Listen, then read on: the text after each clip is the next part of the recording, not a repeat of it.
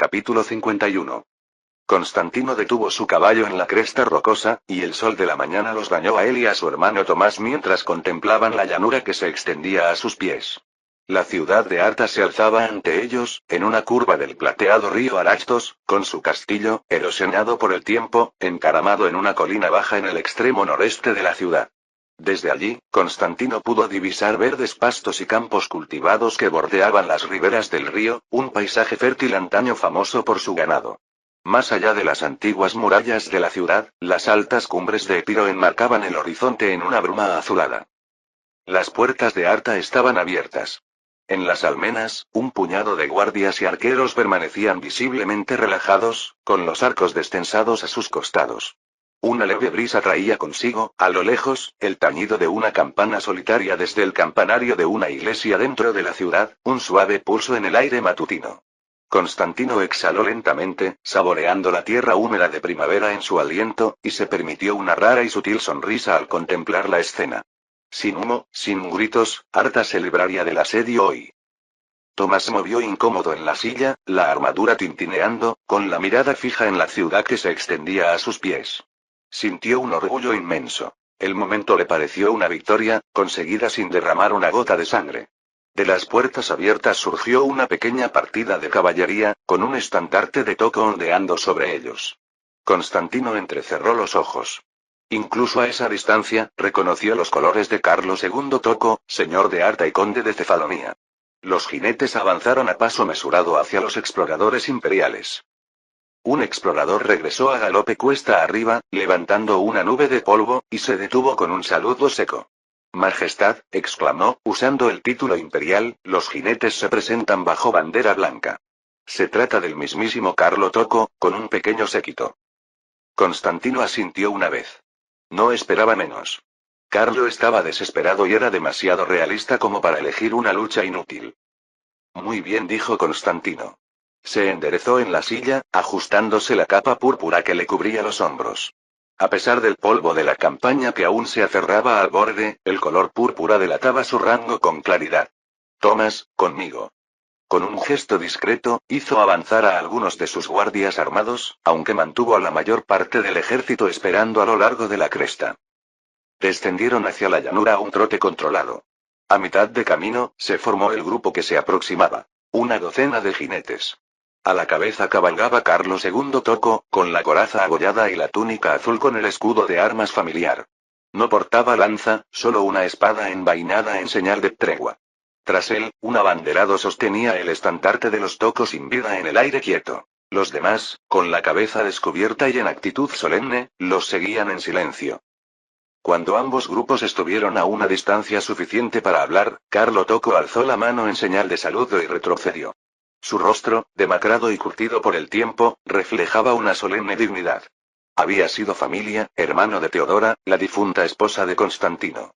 Al verlo, un destello en su memoria lo invadió. La luz que había aportado a su vida, el dolor que siguió a su muerte en el parto. El tiempo los había marcado a ambos, pensó Constantino, observando los ojos cansados de Carlo. Pero aquel no era momento para recuerdos. Constantino guió su caballo unos pasos hacia adelante. Como emperador, permaneció montado, pero inclinó la cabeza en señal de respeto. Carlo Toco desmontó, aterrizando suavemente sobre la hierba.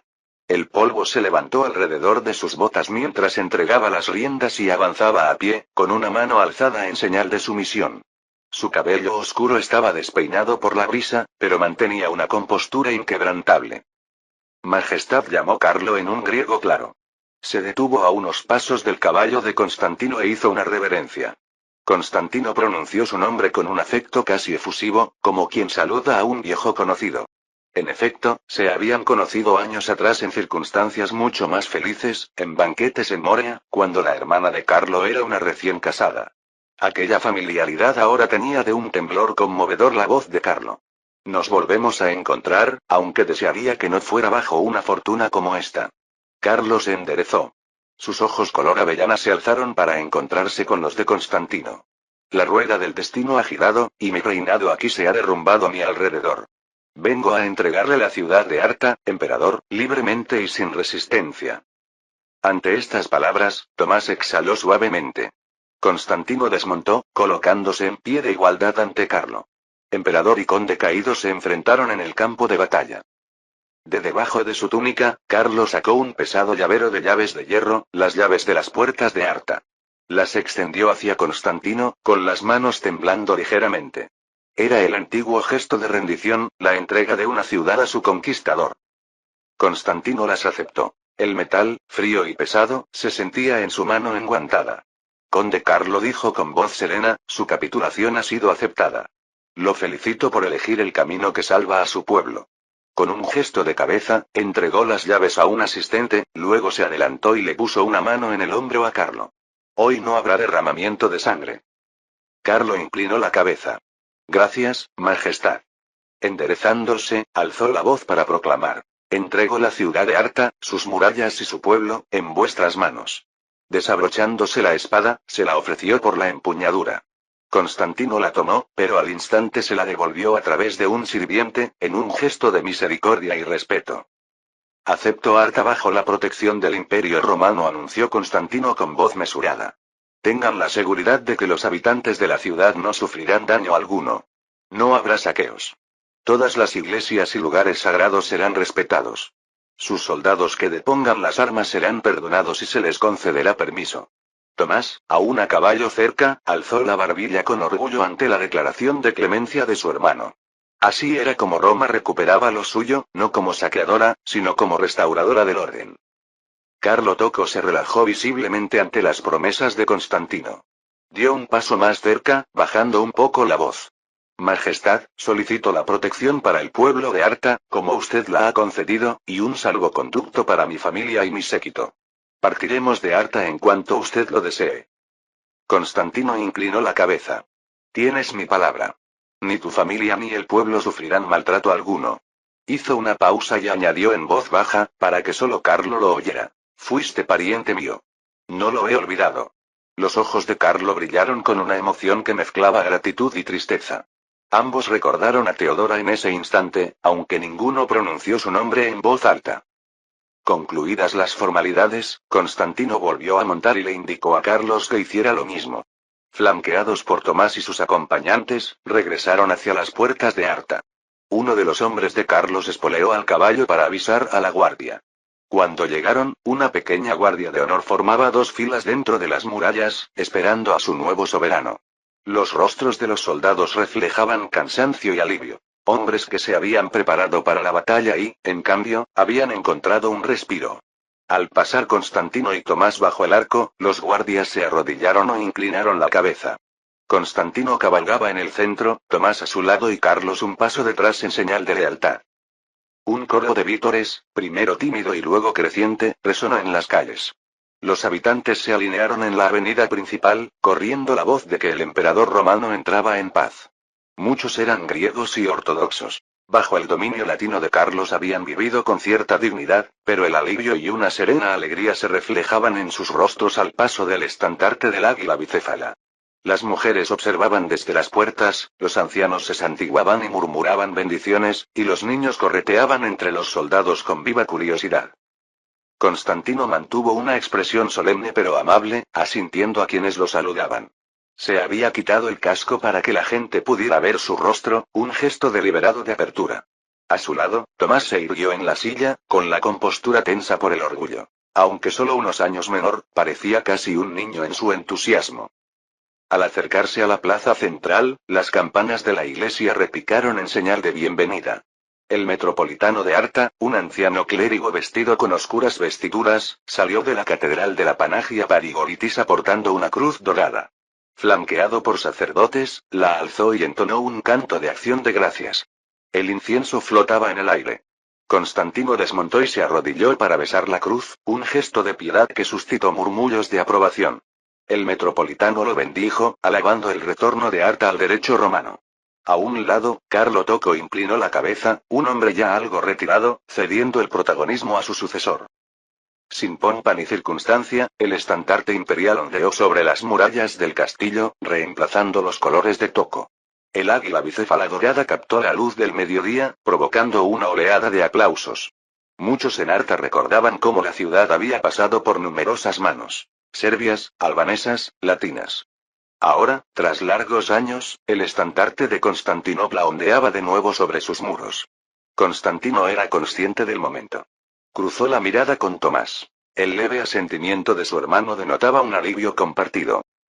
Fiel a la palabra de Constantino, el ejército entró en paz. Las tropas imperiales aseguraron las puertas, los cuarteles y la armería con silenciosa eficiencia. No se saquearon tiendas ni se perturbó la paz en los hogares. En el castillo, los hombres de Constantino relevaron cortésmente a los guardias de Carlos, estrechándoles los hombros en lugar de apartarlos a la fuerza. La guarnición, dispuesta a morir el día anterior, ahora se encontraba atónita ante la misericordia. Apilaron sus armas en el patio y se rindieron. Pronto, muchos jurarían nuevos juramentos al emperador. Al atardecer, la entrega se completó. En la torre del homenaje del castillo, Constantino pisó las almenas que Carlo Tocco había recorrido apenas un día antes y contempló la ciudad. El cielo se extendía pálido y despejado sobre los tejados y cúpulas de Arta, resplandeciendo dorado bajo la luz oblicua. Las campanas repicaban esporádicamente mientras las iglesias celebraban breves ofrendas de acción de gracias. En las calles, los soldados romanos se mezclaban con los habitantes, compartiendo pan e higos secos con los niños. Tomás se unió a él en la muralla, sus botas resonando en los escalones de piedra. Apoyó las manos en el parapeto y observó la escena con ojos brillantes. Nada mal para un día de trabajo, dijo en voz baja, dirigida solo a Constantino. Había en él un raro atisbo de jovialidad ahora que la tensión se había disipado. Constantino esbozó una leve sonrisa. Nada mal, asintió en voz baja. Esa noche, en el salón iluminado por antorchas del castillo de Arta, Constantino recibió a Carlo Tocco. La estancia, aunque desgastada, conservaba un aire de dignidad. Los frescos se desvanecían bajo el techo de madera. Constantino se sentó en la antigua silla del déspota, con Tomás a su lado. Carlo permanecía de pie enfrente, mientras sus consejeros esperaban junto a la puerta. El logoteta Jorge Ducas estaba sentado, listo para registrar los términos. Carlo hizo una reverencia. Majestad Imperial, le agradezco nuevamente la clemencia mostrada hoy. He renunciado a mi señorío. La ciudad y sus dominios le pertenecen por derecho. Constantino inclinó la cabeza. Vuestra cooperación evitó que se derramara sangre, conde Carlo. Ante él yacía el documento de rendición sellado, que transfería Arta y todas las posesiones continentales al dominio imperial. Carlo respiró hondo y se arrodilló. La escena sumió a la sala en un silencio sepulcral. Majestad, dijo en voz baja, me permito hablar sobre un asunto. El destino de Cefalonia. Al oír la palabra Cefalonia, Tomás contuvo el aliento. La isla era la joya de los dominios Tocco, su sede ancestral y último bastión en el mar Jónico. La voz de Carlo tembló ligeramente al hablar. Cefalonia ha sido el corazón de mi familia durante generaciones, nuestro refugio desde los tiempos de Nápoles. Ruego a su majestad que me permita conservarla bajo su soberanía, como su vasallo. Alzó la vista. Enviaré rehenes de mi sangre, incluido mi sobrino, para garantizar mi lealtad, y pagaré el tributo que consideréis apropiado. Siguió un silencio, interrumpido solo por el silbido de las antorchas. Tomás se movió, haciendo tintinear su armadura, con una mirada inquisitiva. La súplica era audaz. Cefalonia era rica y estratégica. Carlo, arrodillado, la ofreció al dominio del emperador, pero bajo sus propias condiciones. Constantino se levantó lentamente de la silla que parecía un trono y descendió del estrado hasta quedar frente a Carlo. Levántate, Carlo dijo con suavidad. Carlo obedeció, poniéndose de rodillas, aunque mantuvo la cabeza respetuosamente inclinada. Constantino estudió el rostro del hombre a la luz parpadeante de la antorcha. Vio desesperación y esperanza. También vio humildad. Carlo había sido un príncipe soberano hasta hacía poco. Ahora era un suplicante, pidiendo ser vasallo por el resto de sus días. Era un destino cruel, pero mucho mejor que otras alternativas. Antes de que Constantino pudiera responder, Carlo continuó. Majestad, mi dominio sobre las islas es débil. Aún poseo Cefalonia y Leucade, pero están aisladas. Me faltan barcos y hombres.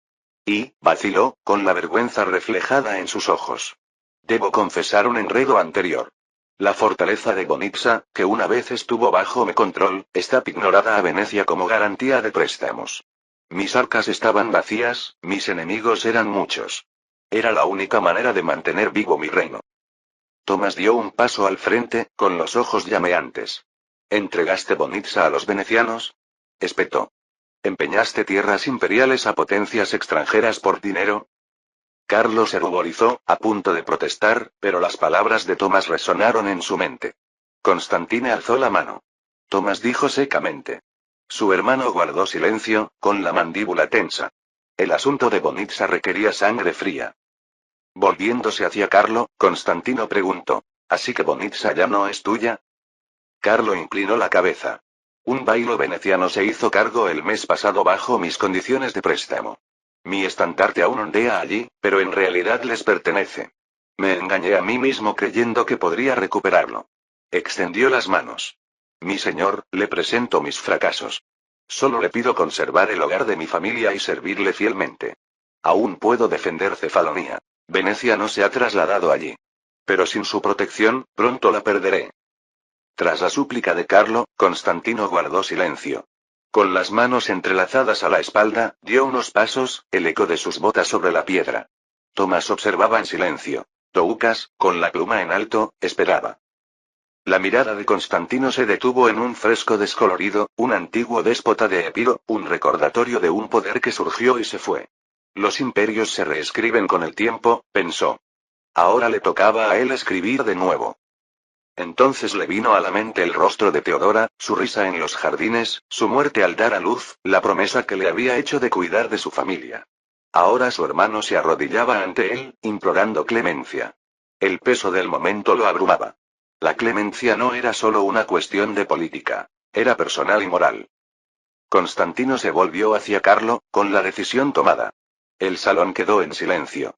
Carlo Tocco, dijo con voz firme, conservarás Cefalonia, pero solo como mi vasallo, bajo estrictas condiciones. Tomás arqueó las cejas. Ducas preparó su pluma. Carlo alzó la vista, con un destello de esperanza entre el cansancio. Primero declaró Constantino, Cefalonia y sus islas estarán bajo soberanía imperial. Las tendréis en feudo mío, debiendo plena lealtad al imperio. En segundo lugar, una guarnición imperial ocupará la ciudadela para asegurar la lealtad de la isla y su defensa contra turcos o venecianos por igual. Carlo inclinó la cabeza. El precio era de esperar. En tercer lugar, pagaréis un tributo anual y proporcionaréis barcos para la flota imperial según se requiera. Y por último el tono de Constantino se endureció, no firmaréis ningún tratado con potencias extranjeras, ni con Venecia, ni con Nápoles, ni con los turcos, sin la sanción imperial. Toda la diplomacia pasa por mí. Carlo escuchó y luego exhaló, con un claro alivio reflejado en su rostro. Estas condiciones son generosas, Majestad. Hizo ademán de arrodillarse, pero Constantino le sujetó el antebrazo, deteniéndolo. En lugar de eso, Carlo le tomó la mano y se inclinó sobre ella. No lamentará esta clemencia. Juro ante Dios y mis antepasados conservar Cefalonia fielmente para usted y sus herederos. Su voz temblaba de convicción. Tomás se cruzó de brazos, silencioso pero pensativo. Las condiciones eran estrictas pero sensatas, una solución de emergencia obtenida sin derramamiento de sangre. El orgullo quizá hubiera preferido la conquista, pero la prudencia había prevalecido. Muy bien, dijo Constantino, retirando la mano. Levántese, conde Carlo. Logotete Doukas registrará el asentamiento de Cefalonia de inmediato. La pluma de Doukas se movió con rapidez. Carlo se recompuso. Me honras, Majestad. Mi familia y mi pueblo se regocijarán bajo tu protección. Dudó.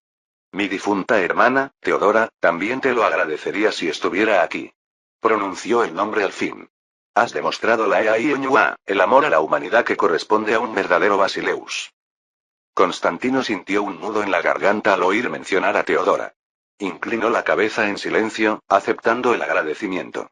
En su interior, susurró una respuesta dirigida al espíritu de Teodora. No te he olvidado. Capítulo 52. Constantino permanecía de pie al borde de los muelles azotados por el viento de Preveza, con la capa bien ajustada para protegerse de la brisa salada del Golfo de Ambracia. El puerto era pequeño y tranquilo, a diferencia de la bulliciosa Glarencha, y su quietud despertó en él un viejo recuerdo. Los veranos de su infancia en la bahía de Suisun. Habían transcurrido 3 semanas desde que Carlo Tocco se rindió en la ciudadela de Arta sin luchar, poniendo fin a su reinado en Epiro con un suspiro en lugar del asedio y la sangrienta batalla que muchos temían. La mirada de Constantino se dirigió hacia el horizonte occidental. Más allá se extendía Cefalonia, la isla donde Toko languidecía ahora en un cómodo exilio bajo la vigilancia imperial. Se permitió una leve sonrisa. Mejor una jaula dorada que una tumba abierta. Era una victoria ganada con paciencia y presión, no con acero. Una victoria sin derramamiento de sangre, del tipo que aceptaría con gusto siempre. En el muelle, a sus espaldas, una pequeña guarnición seguía con sus rutinas. Unos pocos soldados con librea imperial recorrían el muelle, con las botas rechinando sobre las tablas húmedas. Sobre ellos, el águila bicéfala pendía de la antigua torre de vigilancia que antaño lució los galones de Toko. Los pescadores, mientras descargaban su pesca, observaban con recelo, sin saber si los romanos eran salvadores o nuevos amos. Constantino captó sus miradas y no pudo culparlos. Allí, los emperadores eran solo rumores. Llevaba una semana en Preveza, y los aldeanos aún no se acostumbraban a verlo cada mañana en sus muelles.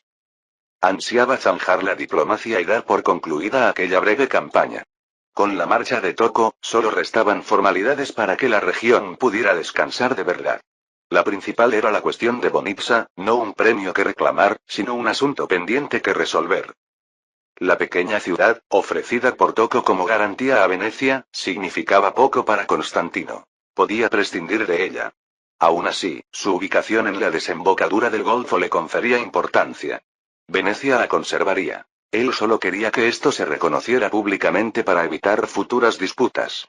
La República era de veces una espina clavada, pero también un socio necesario. El comercio los unía en un delicado equilibrio. Los mercaderes venecianos compraban sus libros y, más recientemente, el fino papel de sus fábricas. El beneficio y la política se movían al unísono, cada uno receloso del otro pero reacio a separarse. Mejor, pues, afrontar la ambición veneciana a la luz del día que dejarla crecer en la sombra. Así pues, esperó, no para negociar la ciudad, sino para sellar el tratado que oficializaría la paz de Epiro. Majestad, dijo una voz a sus espaldas. Constantino se giró al ver acercarse al general Andreas a paso lento y lo saludó. Los vigías creen avistar algo, informó, señalando con la cabeza hacia el golfo. Una vela que viene del norte. Un destello de alivio brilló en sus ojos. Al igual que su emperador, Andreas se había cansado de esperar. Un destello de energía disipó el cansancio de Constantino. Se acercó al borde del muelle, con las botas raspando la madera, e imitó el gesto de Andreas. Al principio solo vio el mar brillante, luego una mota blanca, un mástil, y la elegante silueta de una galera veneciana que comenzaba a tomar fierro. Los remos relucían rítmicamente bajo el león dorado de San Marcos que ondeaba contra una vela carmesí. Venecia había llegado por fin. Mientras la galera se acercaba a remo, Constantino respiró hondo y pausadamente. El oficial veneciano a bordo representaría a la República. Venecia siempre velaba por sus intereses. Probablemente un negociador experimentado, quizá un patricio. Constantino lo recibiría primero con cortesía, y luego con firmeza. En el muelle, una guardia de honor se congregó, sus capas ondeando mientras sus ayudantes esperaban la señal. Preparaos para recibir a nuestro invitado, dijo Constantino con voz serena. Andreas se movió de inmediato, dando órdenes en voz baja a los hombres. El emperador se detuvo un instante a la orilla del agua, reflexionando. Los albaneses habían llegado hacía unos días, incluso Skanderbeg entre ellos, y sus estandartes ondeaban ahora en el promontorio que se extendía más allá del pequeño pueblo. Pronto volvería a reunirse con ellos, junto con el enviado veneciano recién llegado. Estas conversaciones darían forma al Tratado de Preveza, el acuerdo destinado a fijar las fronteras de Epiro y garantizar su paz. Si lo gestionó bien, se recordó. A última hora de la mañana, una pequeña procesión partió de los muelles hacia la colina que dominaba la bahía. Constantino la encabezaba montado en una yegua torda, seguido a su lado por el enviado veneciano en un caballo prestado. Detrás, un puñado de guardias, los acompañantes del enviado y algunos lugareños que los seguían a cierta distancia. El cielo estaba despejado y el aire comenzaba a calentarse. Desde la cima de la colina, se divisó el pabellón imperial, con su lona blanca ondeando junto a estandartes con el águila bicéfala. Una trompeta resonó desde el campamento, anunciando su llegada. Al acercarse, Skanderbeg salió de la tienda, flanqueado por dos hombres armados. Alto y de hombros anchos, con barba recortada y una capa roja sobre una cota de mallas sencilla, irradiaba la autoridad natural del mando. Constantino percibió un atisbo de tensión cuando el enviado veneciano desmontó. Los viejos rencores tardan en erradicarse en las colinas albanesas, pero el rostro marcado por las cicatrices de Skanderbeg permaneció impasible. Hizo una breve reverencia y estrechó el antebrazo de Constantino a modo de saludo. Señor Skanderbeg, dijo Constantino cordialmente, gracias por su paciencia. Nuestro último invitado ha llegado. Se volvió e hizo un gesto cortés hacia el veneciano. Permítame presentarle a Luciano Mocenigo, representante de la Serenísima República. El veneciano hizo una reverencia rápida y elegante a Skanderbeg, mientras sus ojos evaluaban al guerrero que tenía delante. Skanderbeg asintió. Venecia es bienvenida a nuestro consejo, dijo con tono mesurado, su griego con fuerte acento pero claro. Aquí todos buscamos el entendimiento. Lo dijo con cortesía, aunque con cierta frialdad. Constantino sabía que los verdaderos sentimientos de Skanderbeg eran probablemente más complejos. Venecia había armado y combatido a diversas facciones albanesas a lo largo de los años, pero el hombre era demasiado astuto como para revelar sus intenciones desde el principio. Juntos entraron en el pabellón. Dentro, una mesa redonda presidía el centro, rodeada de sencillas sillas de madera. El asiento de Constantino ostentaba el emblema imperial, pero poco más lo distinguía. Ni trono, ni estrado. La luz del sol se filtraba a través del lienzo, dorando el mapa de Epiro y Albania que se extendía sobre la mesa. Dentro esperaban el príncipe Tomás Paleólogo y varios jefes albaneses. Tomás se levantó de inmediato, con la impaciencia reflejada en su rostro. Vestido más para un desfile que para una reunión de negocios, golpeó con la mano enguantada la empuñadura de su espada y ofreció una breve reverencia al enviado antes de dirigirle a Constantino una mirada que decía: por fin. La reunión fue una mezcla de recelo. Constantino tomó asiento con Andreas a su lado, firme y silencioso. Al otro lado de la mesa se agrupaban los capitanes de Skanderbeg. Hombres de mirada penetrante, ataviados con cotas de malla desparejadas, jefes de montaña más acostumbrados a las emboscadas que a la diplomacia. Asintieron brevemente, como correspondía por cortesía, pero su respeto era cauteloso y condicional. Finalmente, el enviado veneciano recorrió lentamente la mesa, estudiando cada rostro mientras ofrecía saludos corteses en un griego fluido. Los movimientos de Luciano Mocenigo eran suaves, casi felinos. Estaba claramente decidido a proyectar una calma segura. Constantino notó cómo la mirada del veneciano se detuvo medio segundo más en la ornamentada armadura de Tomás, con una leve sonrisa asomando en sus labios, antes de tomar asiento en el otro extremo de la mesa. Probablemente Mocenigo reconoció el perfil de Tomás. El joven noble impaciente, ávido de gloria. Constantino decidió que tendría que vigilarlos de cerca a ambos. Cuando todos estuvieron finalmente sentados, reinó el silencio. Los únicos sonidos dentro del pabellón eran el leve aleteo de la lona y el tintineo de las armaduras cuando un guardia se movió cerca de la entrada. Constantino dejó que su mirada recorriera la mesa, encontrándose con la de cada hombre. Esta reunión era obra suya, y él la dirigiría. Solo esperaba que estas personalidades tan distintas pudieran encontrar puntos en común ese día. Mis señores, comenzó Constantino con voz pausada en el silencio, gracias por reunirse. Estamos aquí para traer paz y orden a Epiro y las tierras fronterizas, en términos honorables para todos. Apoyó las manos sobre el mapa que tenía delante. Los capítulos de Murat y de Carlo Tocco han terminado. Comienza uno nuevo, y lo escribiremos aquí, en Preveza. Vio que algunos albaneses intercambiaban miradas al respecto, y Tomás se removió en su asiento como si fuera a hablar. Pero Constantine continuó, decidido a establecer un tono de cooperación. Asintió primero hacia Skanderbeg. El general Castriotti ha luchado incansablemente por la libertad de su pueblo. Sin su valor y el vuestro, inclinó la cabeza hacia los demás capitanes albaneses, gran parte de estas tierras seguirían bajo el yugo turco. El rostro adusto de Skanderbeg se suavizó ligeramente. Luchamos por nuestros hogares y familias, Majestad, respondió Skanderbeg. Su voz profunda tenía un tono áspero, pero no hostil. Si esas luchas ayudaron a vuestra causa, que así sea. Nos alegra ver a un emperador que cumple su palabra. Estas últimas palabras las pronunció con un significativo arqueo de cejas. Skanderbeg se había arriesgado al confiar en las promesas de Constantino de un trato justo y autonomía a cambio de cooperación. Hasta el momento, Constantino había cumplido sus promesas. Así es, convino Constantino, esbozando una leve sonrisa. Y pretendo cumplir cada juramento. Por eso nos reunimos en esta mesa, para plasmar por escrito nuestros acuerdos, para que ninguna disputa o duda futura nos separe. Señaló un pergamino que yacía en el centro de la mesa. Un borrador preliminar de un tratado, entintado y listo para ser enmendado según fuera necesario. Pongamos fin a cualquier duda sobre el futuro de Epiro, continuó, con tono cordial pero firme. Estas tierras han sufrido demasiado tiempo por la división y la desconfianza. Espero que hoy elijamos un camino diferente, la cooperación, por el bien de todos nuestros pueblos. Uno de los albaneses, Lord Arianiti, emitió un gruñido escéptico. Bonitas palabras, dijo en griego con acento, con los brazos cruzados. Ya hemos oído muchas así de gobernantes. Discúlpenos si damos más peso a los hechos que a las promesas. El emperador inclinó la cabeza, imperturbable ante la franqueza. Por supuesto, respondió con serenidad. Hechos, sin duda.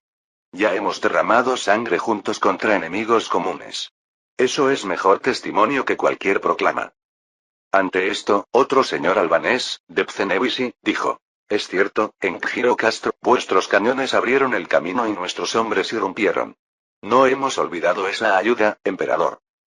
El capitán Aristos esbozó una sonrisa forzada. Vuestros hombres lucharon con valentía allí, respondió. Ningún muro puede resistir el coraje a ambos lados de la brecha. Cenevisi soltó una risita ronca. También ayudó que sus barriles de pólvora ofrecieran un magnífico espectáculo de fuegos artificiales, dijo, esbozando una sonrisa. Se lo agradecemos, capitán. Una oleada de risas recorrió la carpa, aliviando la tensión como un suspiro de alivio. Constantino sonrió y tomó el pergamino que yacía en el centro de la mesa, con los sellos ya colocados y los tinteros a su lado. Pongamos por escrito nuestro entendimiento, dijo. Acercó la hoja y asintió a Aristos, el capitán que había ido primero a Ioánina para entablar conversaciones con los albaneses. Aristos dio un paso al frente, desenrolló el documento y leyó los términos en voz alta con claridad y pausadamente pausada. Al otro lado de la mesa, Lord Cenevisi se acarició la barba canosa y le dedicó a Aristos un leve y familiar gesto de asentimiento. Recordaba perfectamente su encuentro en Ioánina, cuando se esbozaron los primeros contornos de esta paz con tinta más tosca. Aristos habló con claridad, enumerando cada punto acordado. Primero, tanto el Imperio como la República reconocerían formalmente a la Liga Albanesa y sus posesiones actuales, garantizando su autonomía dentro de sus fronteras. A continuación, los dominios que Carlo Tocco gobernó en su día Arta y sus tierras circundantes, Preveza, Angelo Castroni Rogoi, y las islas de Cefalonia y Zante pertenecerían en adelante al Imperio, con guarniciones imperiales ya instaladas. A su vez, los señores albaneses conservarían el control de los territorios del norte de Epiro que actualmente controlan, incluida la ciudad de Ioánina, libres de cualquier injerencia imperial. Al oír mencionar Ioánina, Skanderbeg sintió con discreta satisfacción. Aquella ciudad había sido una victoria arduamente conseguida por sus rebeldes. La lectura continuó. La Liga de los Albaneses reconocería, a su vez, los territorios que Venecia poseía dentro de su región, y el imperio haría lo propio con la ciudad de Bonita, en el Golfo de Ambracia. Ante esta cláusula, el corpulento señor Topia chasqueó la lengua y escupió al suelo con disgusto. El enviado veneciano se puso rígido, pero guardó silencio, limitándose a anotar la reacción en su folio. Entonces Luciano Mocenigo rompió el silencio. Majestad, esta es una propuesta muy sensata, dijo, inclinando la cabeza. Venecia no está ansiosa por apoderarse de nuevos territorios aquí, no cuando nuestra amistad con el imperio ha sido tan provechosa últimamente. Pero estamos dispuestos a garantizar la seguridad de Bonitsa. Sonrió levemente. Por el bien de todos, por supuesto. Por supuesto, repitió Constantino con una leve sonrisa. Que así sea, dijo Constantino, dejando que la autoridad resonara en su voz. Miró a su alrededor. ¿Alguien se opone a estas condiciones? Tomás exhaló por la nariz, pero negó brevemente con la cabeza. Ninguno de los albaneses expresó su desacuerdo. Skanderbeg asintió con firmeza una sola vez. Mocenigo golpeó la mesa ligeramente con dos dedos, un discreto gesto de aprobación. Bien, dijo Constantino, sintiendo un gran alivio, aunque mantuvo la compostura. Así, el tratado de Preveza quedó sellado, no solo con tinta y cera, sino también con la buena voluntad que se encendió con cautela en torno a aquella mesa. Era una llama frágil, sin duda, pero Constantino juró cuidarla con esmero. Nota del autor.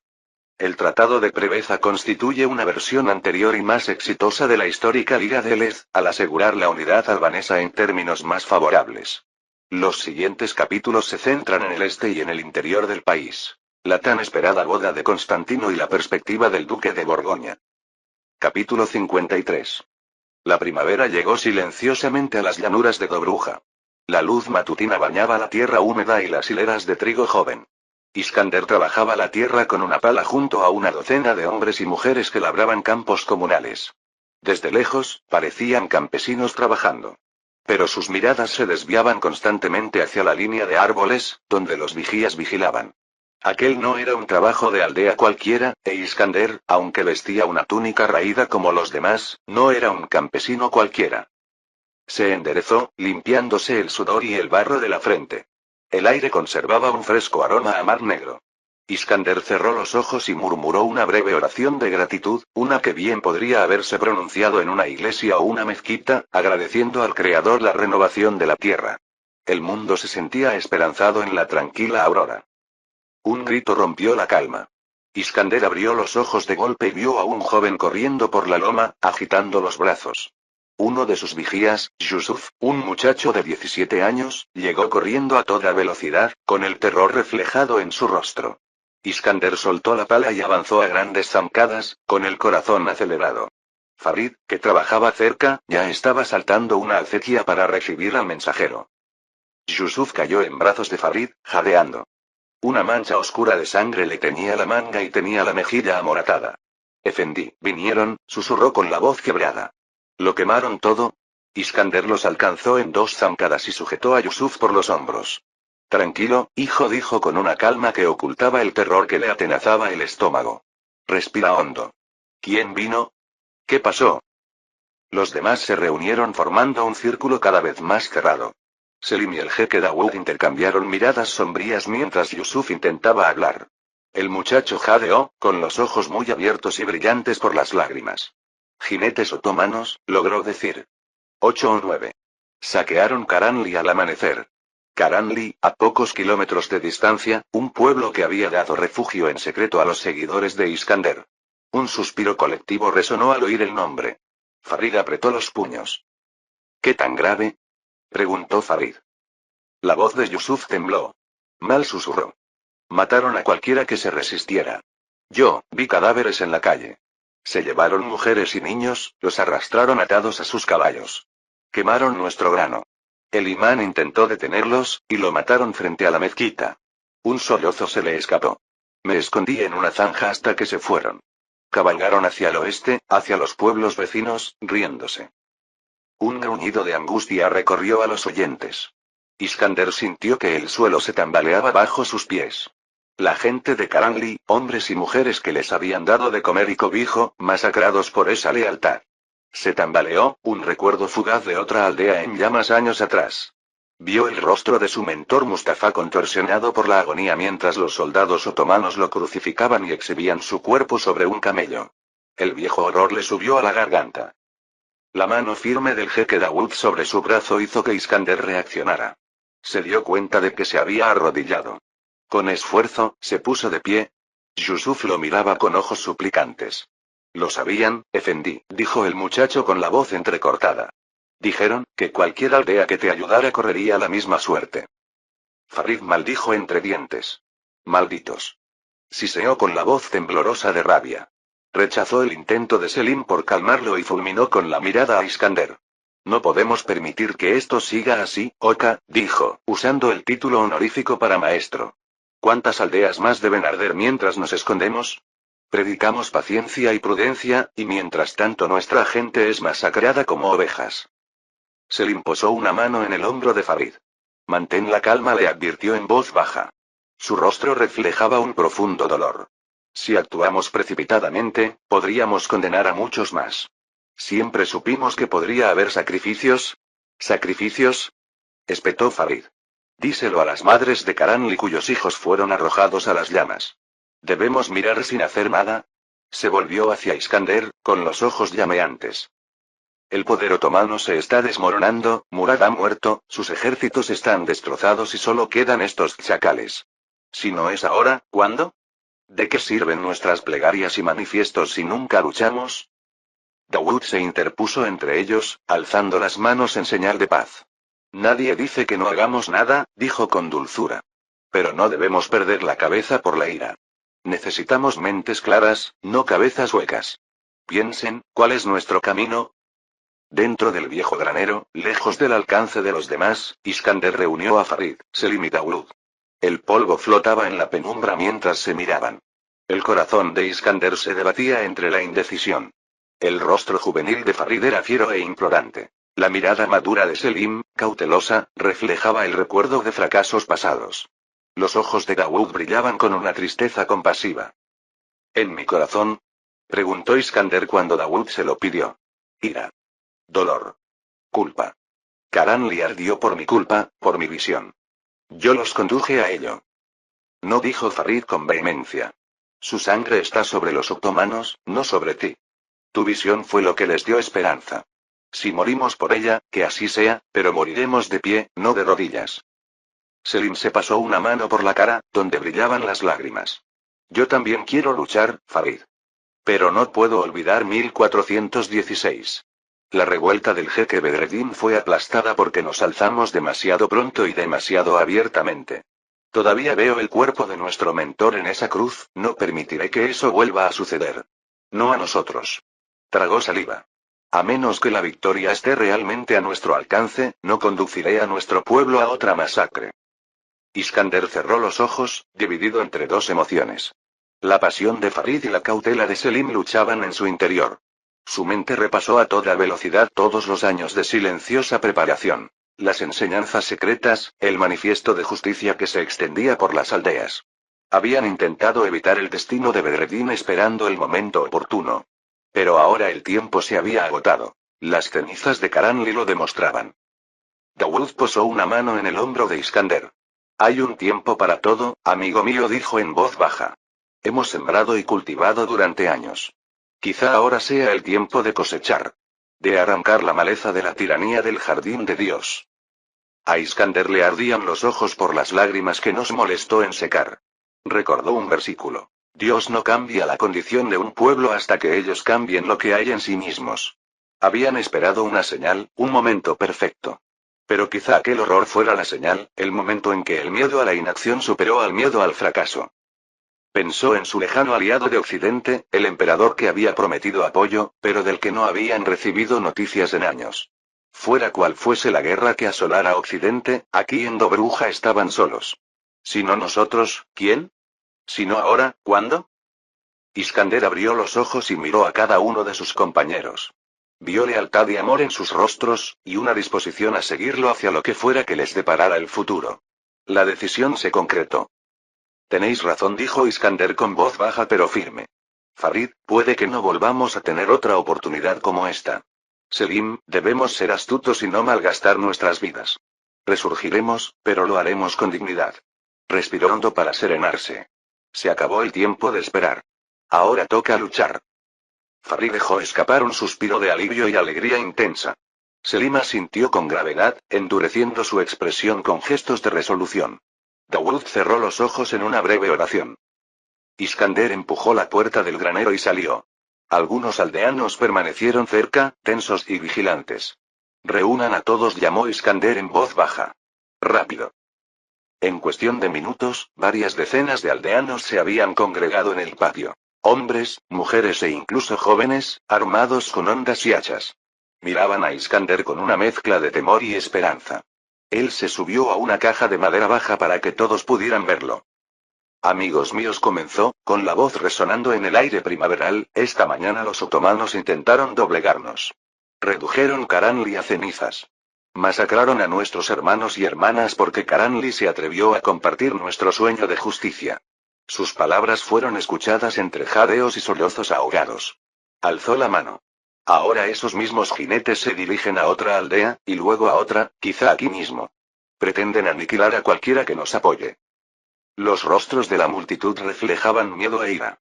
Iskander continuó. Hemos vivido bajo su yugo mucho tiempo.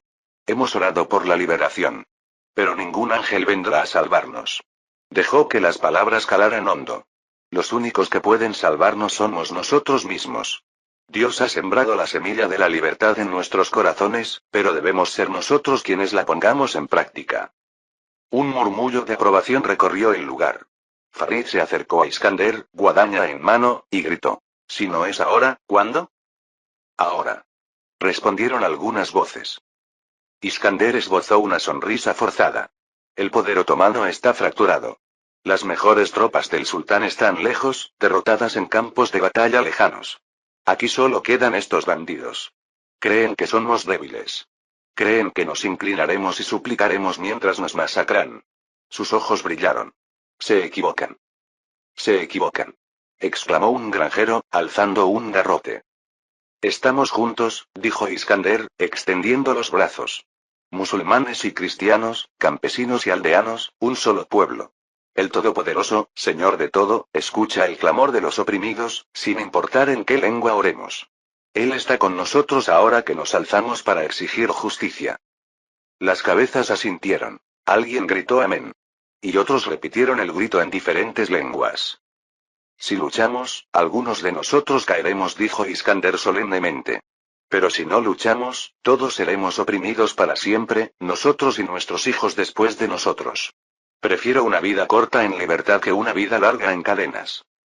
Una joven dio un paso al frente, blandiendo un largo cuchillo. Estamos contigo, Efendí. Gritó. Un gruñido de asentimiento resonó a continuación.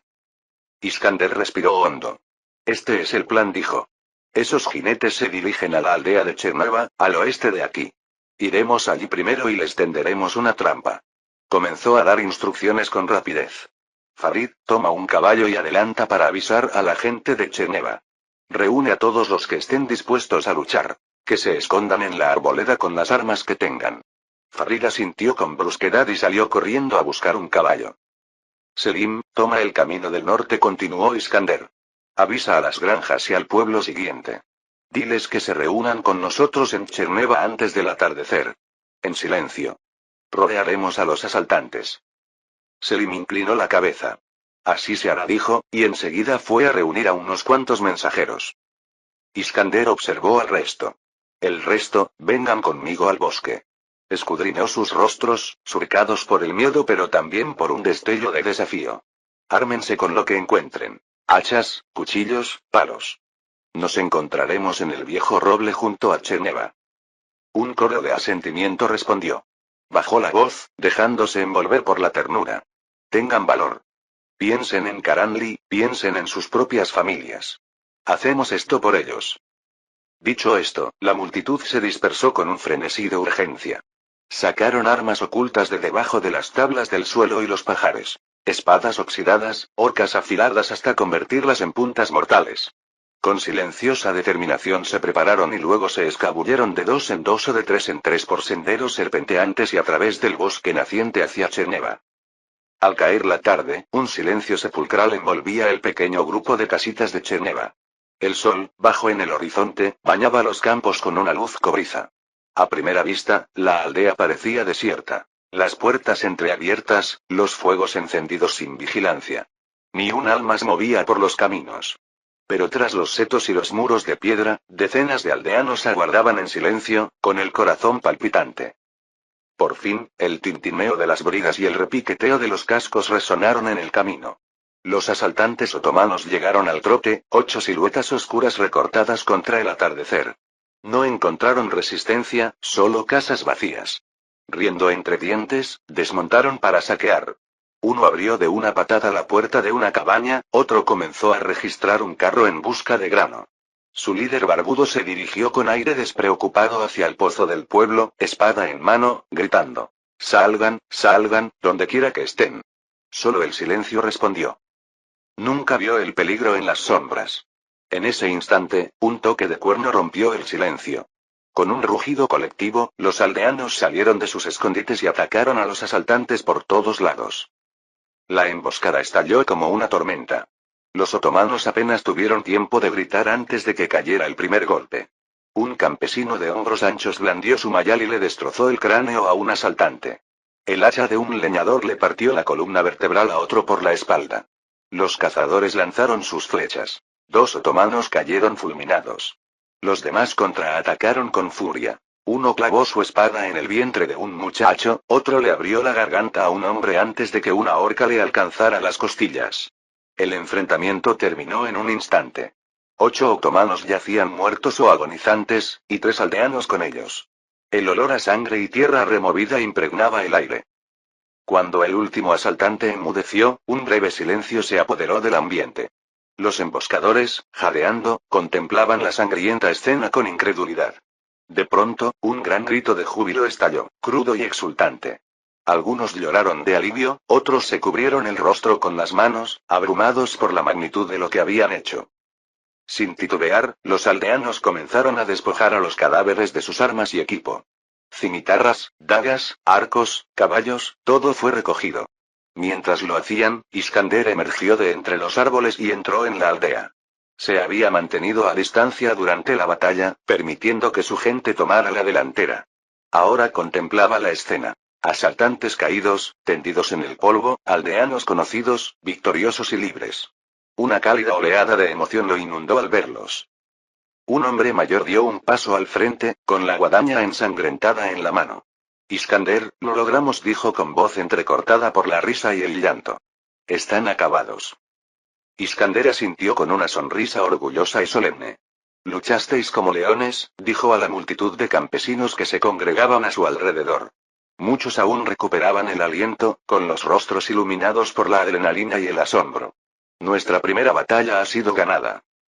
Una oleada de risas orgullosas recorrió el lugar. Iskander alzó las manos pidiendo silencio. Caía la noche, y en la penumbra su figura se alzaba en el centro del círculo de aldeanos. Ha comenzado, les dijo con voz clara y tranquila. Ya no hay vuelta atrás. Decenas de cabezas asintieron. Todos comprendían la gravedad de esa verdad. Iskander señaló a Farid y Selim, que ya estaban montando caballos frescos. A caballo. Ordenó. Cuéntenles a todos lo que ha pasado aquí. Reúnan a todos los aldeanos. Esta noche, que corra la voz como la pólvora de que el pueblo de Dobruja se ha alzado. Mañana tendremos un ejército. Farid sonrió ferozmente. Estamos en camino. Gritó, y con una patada de cascos, él, Selim y un puñado de otros se lanzaron al crepúsculo para llevar la revolución hacia afuera. Los aldeanos rodearon a Iskander. Sus rostros se endurecieron, su miedo se desvaneció.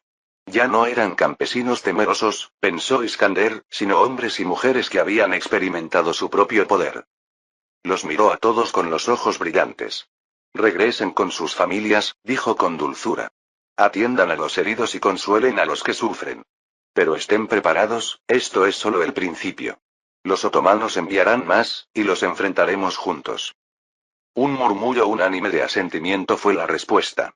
En los ojos de los ancianos y los jóvenes por igual, Iskander vio una resolución inquebrantable. La chispa se había convertido en llama. Satisfecho, respiró hondo. El aire olía a humo, sangre y flores de primavera aplastadas bajo sus pies. Un aroma agridulce a cambio. Al exhalar, Iskander sintió el peso del liderazgo recaer por completo sobre sus hombros. Lo aceptó sin inmutarse. Con una última mirada que lo abarcó todo, alzó la barbilla y pronunció las palabras que resonarían por las colinas y los campos antes del amanecer. Su voz era suave, pero llegó a todos los oídos. Un juramento y una orden envueltos en 3 simples palabras. Abajo los maestros. Capítulo 54. Constantino se puso de pie cuando el cardenal Bessarion entró en el pequeño salón de banquetes, con los brazos abiertos en señal de bienvenida. Bessarion. Por fin. Parece que hace siglos que no voy a Roma. Acortó la distancia y estrechó al cardenal en un firme abrazo. Ven, saluda como es debido a un viejo amigo. No hacen falta formalidades entre hermanos. Bessarion correspondió al abrazo, riendo suavemente. Majestad me honra, respondió, y añadió con sincero afecto. Me alegra verte bien, Constantino. Se apartó un paso, con las manos aún sobre los hombros de Constantino, e inclinó la cabeza respetuosamente hacia el anciano que estaba cerca. Y maestro Pletón, mi querido mentor, verte aquí es una bendición. Me temo que he echado de menos tus enseñanzas más de lo que creía. Constantino dirigió una mirada juguetona a Pletón, quien observaba el reencuentro con un brillo travieso en los ojos. Sospecho que nuestro docto cardenal echó mucho de menos debatir con su antiguo maestro. El pobre hombre no ha tenido más que teología y política en Roma. Pleton respondió con humor seco, extendiendo las palmas de las manos con fingida inocencia. Al contrario, Majestad. Nuestro buen cardenal ha disfrutado de mucha paz últimamente. Me he limitado a escribir mis conferencias, afortunadamente fáciles de ignorar. Besarión soltó una risita, negando con la cabeza. Parece que algunas cosas nunca cambian. El maestro Pleton me reprendía a menudo hasta hacerme callar en mi juventud. Confieso que solía dormitar al ritmo de su voz, igual que en sus lecciones. Le dirigió a Pleton una mirada pícara. Tenga por seguro, Majestad, que sus cartas me mantienen honesto. Verlo de nuevo me recuerda cuánto he echado de menos esas lecciones. Venid, sentaos.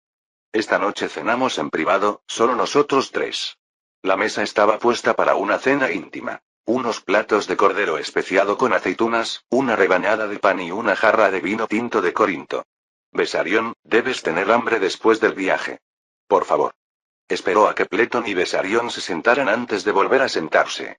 Un sirviente se acercó para servirles vino y luego se desvaneció entre las sombras, dejando que el trío conversara libremente. Besarión alzó su copa. En primer lugar, permítame felicitarle, Constantino, por su próxima boda. Katarina Brankovi es una mujer afortunada, y usted un hombre afortunado, por asegurar la amistad de Serbia con semejante vínculo. Constantino inclinó la cabeza agradecido. Gracias, amigo mío. Después de tanta guerra, se me hace extraño hablar de flores y música. Suspiró con una sonrisa irónica. Pero si alguna vez el imperio necesitó un día de alegría, es ahora. Agradezco tu visita. Tu presencia será una bendición. Con mucho gusto, dijo Besarión. No me lo perdería por nada del mundo.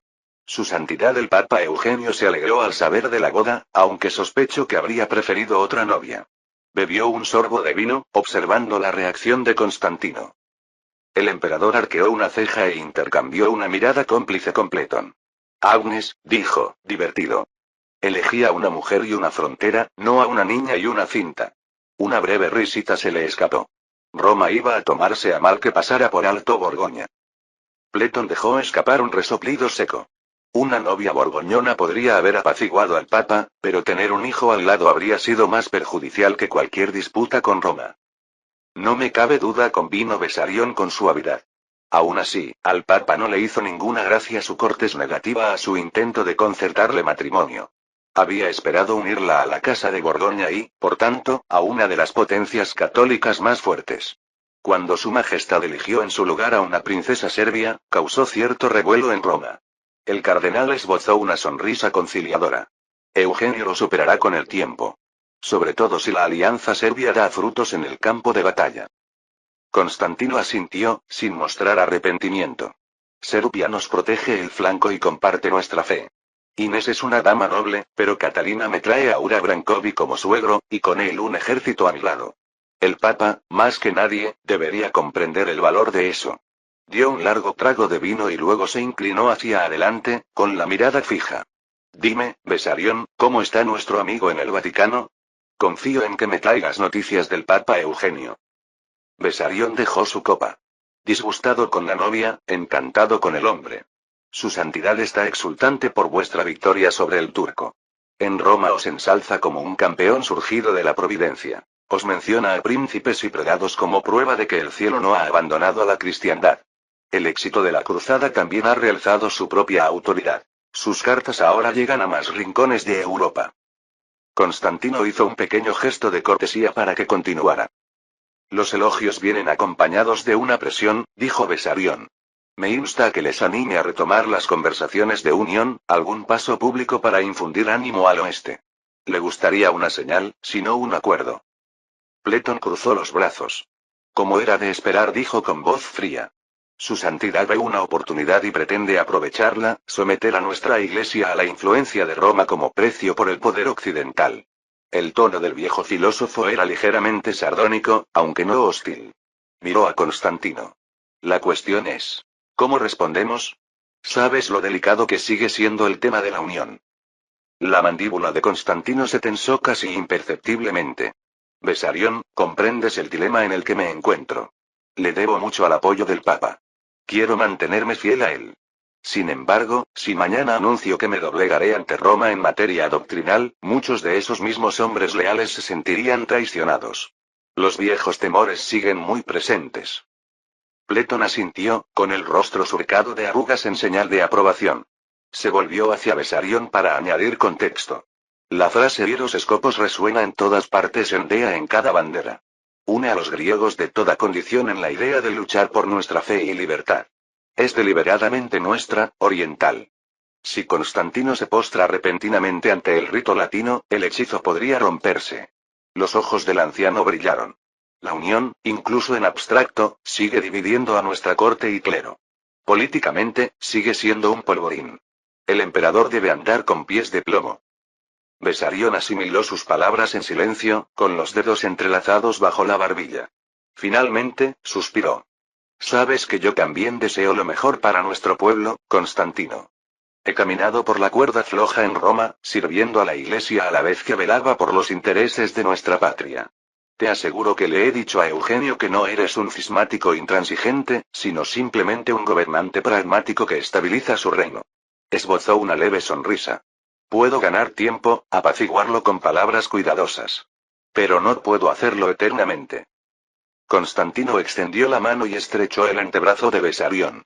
Sé lo que pesa sobre ti, amigo mío, y te agradezco que nos hayas dado tiempo. Buscaremos la concordia con Roma cuando llegue el momento oportuno y en condiciones justas y equitativas. Si Dios quiere, no seré el emperador que rechace la ayuda hasta que sea demasiado tarde. Su mirada se endureció. Pero tampoco dividiré este reino en dos forzando la unión a punta de espada. La traición de Demetrio en Constantinopla nos brinda, al menos, un respiro, un pretexto para ganar tiempo sin ofender. Pleton resopló suavemente. En efecto. Con ese títere otomano sentado en el trono de Constantinopla, cualquier unión negociada hoy sería un acto vacío. Lo hemos dicho antes y lo repetimos. La ciudad debe ser libre, o cualquier unión no será más que papel mojado.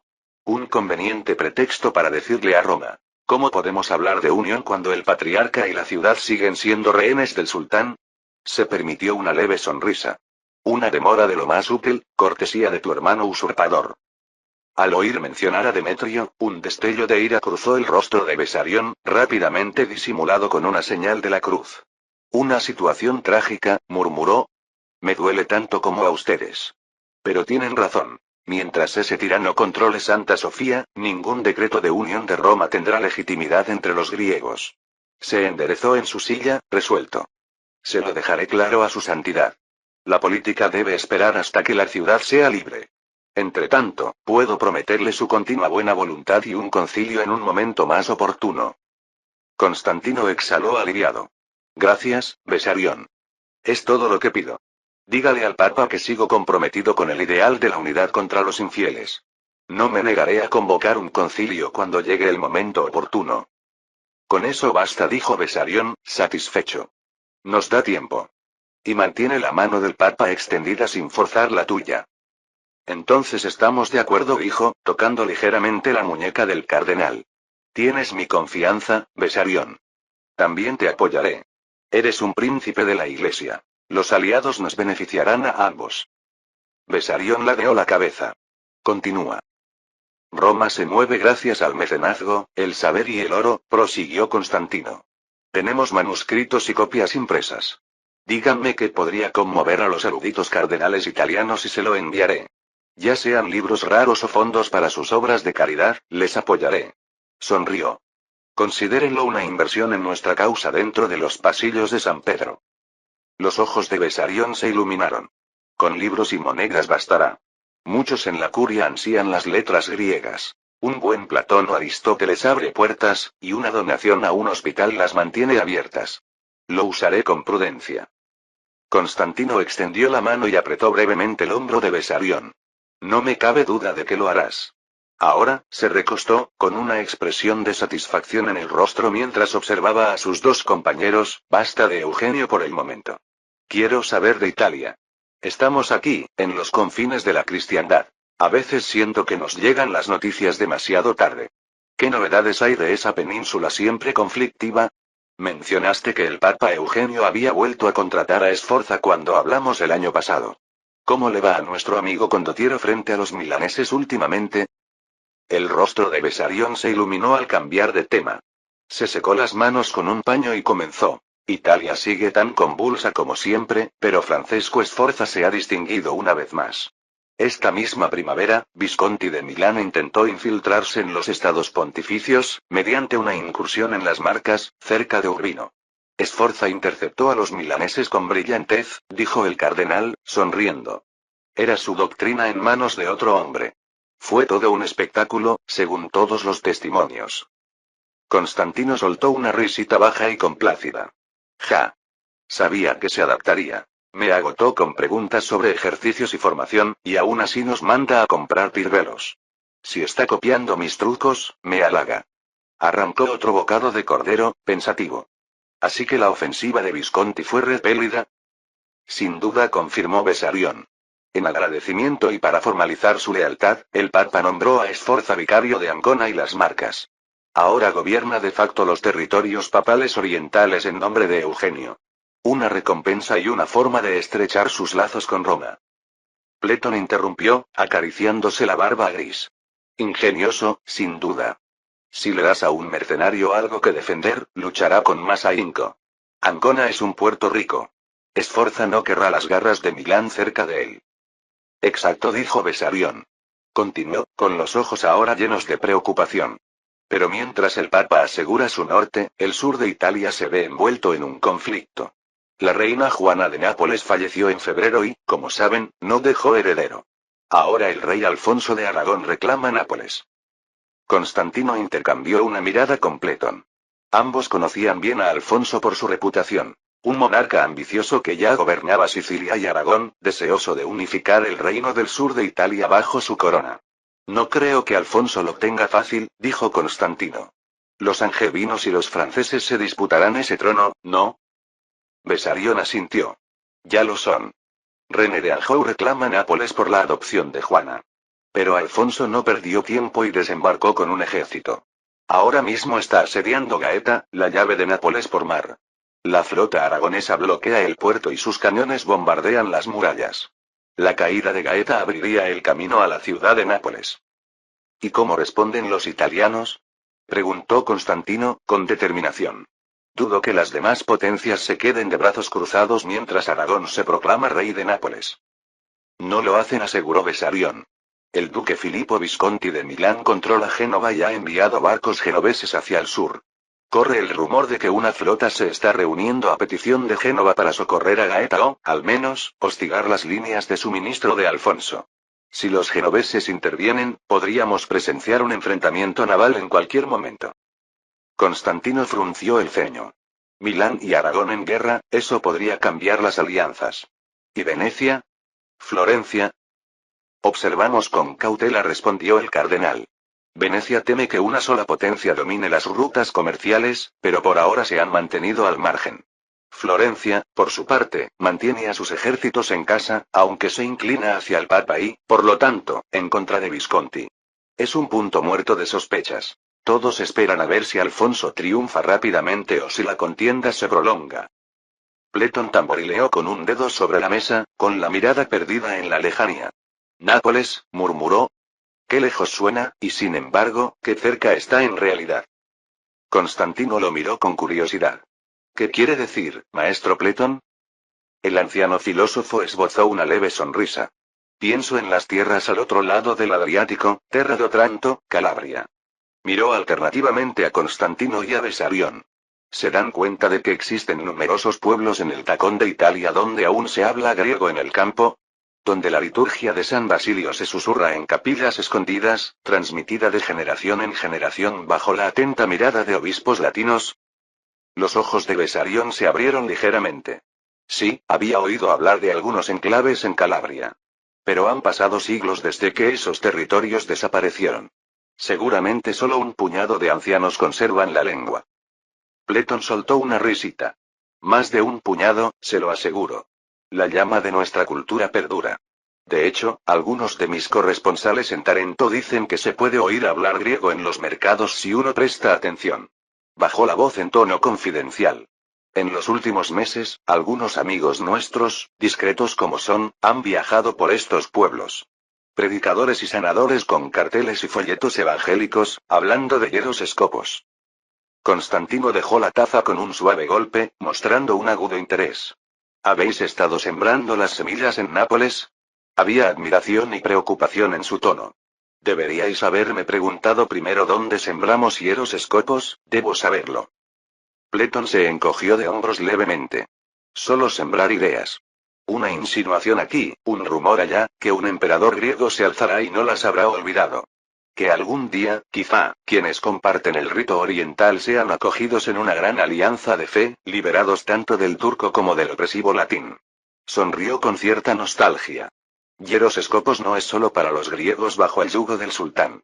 Cualquier alma que recuerde las antiguas costumbres podría acogerlo con fervor. Hoy una oración en Calabria, mañana, ¿quién sabe? Quizá un puerto amigo al otro lado del mar cuando lo necesitemos. Capítulo 55. A finales de mayo, la luz del sol se filtraba sobre el Jónico mientras los barcos raguseos se deslizaban hacia el puerto de Glarencha. Catarina permanecía cerca de la proa, con los dedos ocultos bajo su capa para disimular el temblor. Sabía que Glarencha era un puerto bullicioso. Su padre se lo había dicho, pero no se imaginaba esto. Un bosque de mástiles y grúas, una ciudad repleta de chimeneas. Columnas de humo se elevaban hacia el cielo. El aire olía a sal, alquitrán y madera quemada. Al otro lado del agua llegaba el estruendo de los martillos y los gritos de los estibadores. No era una llegada nupcial idílica. Sin embargo, algo se agitó en su pecho. Esta ciudad se estaba construyendo. A su lado, el déspota Ura Brankovi entrecerró los ojos ante la extensión de Glarencha, y su rostro se tensó al ver un gran cartel de madera cerca del muelle, una pancarta de madera y pintura en lugar de seda. En letras negras y negras, rezaba: Bienvenida Catarina. La caligrafía era sorprendentemente clara. Cada letra, grande y legible incluso desde la cubierta. Nadie había mencionado tal gesto. Era descarado, incluso grosero, comparado con los pergaminos y la heráldica que conocía. Ura gruñó, negando con la cabeza. HMPH. Las cosas que hacen estos romanos. Catarina se sorprendió sonriendo a pesar de él. El cartel era sencillo, casi infantil, pero ver su nombre proclamado a la ciudad la hizo sentir vista. Esperada. Respiró hondo y se irguió. Fuera lo que fuese que la aguardara en la costa, la habían recibido con los brazos abiertos, no solo a la princesa. La pequeña flota atracó con la rapidez propia de la práctica. La escolta de Constantino, la Quireneia y dos navíos más repletos de cañones nuevos, mantenían su posición en el puerto exterior como guardia de honor. Mientras los marineros raguseos lanzaban las cuerdas y bajaban la pasarela, el corazón de Catarina se aceleró. Susurró una plegaria que su madre le había enseñado. Panagia, dame fuerzas. Un estruendo rasgó el aire. Una salva de cañón desde la costa, el humo elevándose sobre el malecón. El estallido sobresaltó a una bandada de gaviotas, que alzaron el vuelo. Catarina se estremeció, pero se recompuso mientras los escoltas respondían con un ritmo atronador, una bienvenida coreografiada. En el muelle, abajo, aguardaba un grupo de figuras. Reconoció las vestiduras de un alto prelado ortodoxo, el metropolitano, que alzaba una cruz dorada y un evangelio enjollado. Junto a él se encontraba un hombre alto, vestido con un traje cortesano azul oscuro, cuya capa ondeaba al viento marino. A su alrededor, soldados formaban una línea brillante, con sus corazas reflejando el sol. Sobre sus hombros descansaban largos cañones de fuego, los Pirbelo y de los que le había hablado su padre, que, según se decía, habían ganado las batallas del emperador. Mientras su padre guiaba al grupo a tierra, Catarina bajó por la pasarela, levantando el dobladillo de su vestido verde para que no se mojara con la sal. El muelle estaba firme bajo sus pies. Cientos de ojos la observaban. Marineros, estibadores y gente del pueblo, manteniendo una distancia respetuosa.